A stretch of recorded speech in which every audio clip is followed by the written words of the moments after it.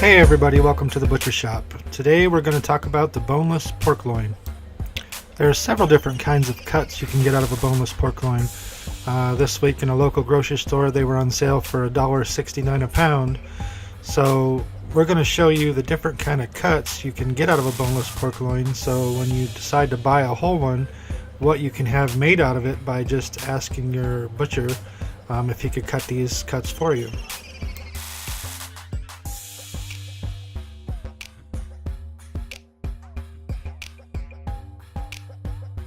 For those that like a really thick cut pork chop, you can go about 1.25 inches, possibly 1.5 inches, and that'll give you a really nice thick cut pork chop.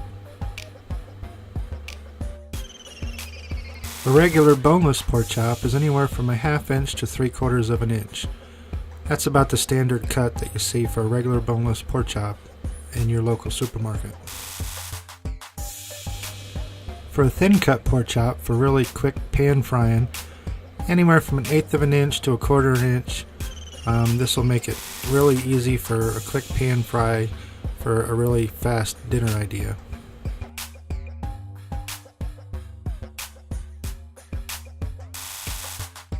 Those of you that like to stuff pork chops, making a butterfly cut through your pork chops, not all the way through and then all the way through on a second cut, will give you a nice open butterfly pork chop for stuffing or whatever you want to pack inside of it for baking in the oven.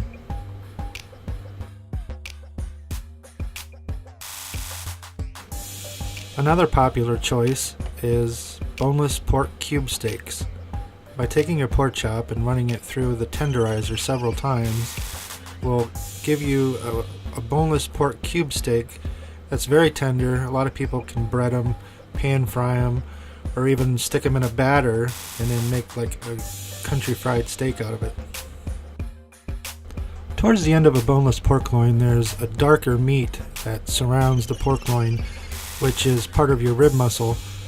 When the grocery stores, most people turn these into boneless country styles because as far as presentation goes, they don't make a very good looking pork chop because you have a darker piece of meat on top with a lighter center.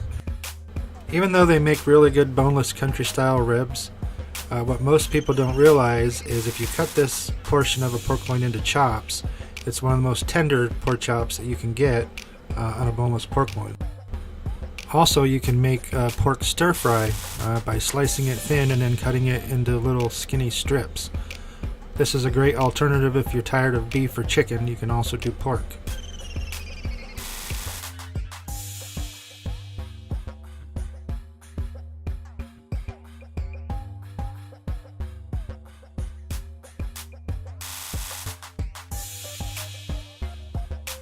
Like we were talking about earlier, that rib section at the end that most people make into boneless country style ribs, if you cut these into chops, they don't make a very good looking chop because of the darker cap, but if you're familiar with a ribeye on beef, this is exactly the same cut on a pork loin.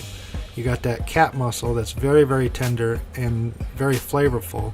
So most people will buy the uniform looking chop, but if you cut your boneless pork loin rib end into chops, these are very super tender and you won't regret it.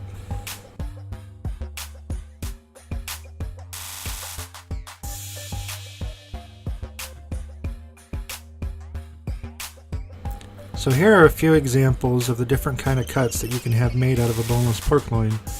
You can also have them cut into cubes and use it for like pork city chicken. Hopefully you found this little video informational, and the next time you go and you buy a pork loin, you'll have a better idea of what to have it cut into. Also, if you have any questions on what you'd like to see or some suggestions, please put it down in the comments. And if you wouldn't mind, give it a little like and a subscribe, and we hope to see you back for the next video.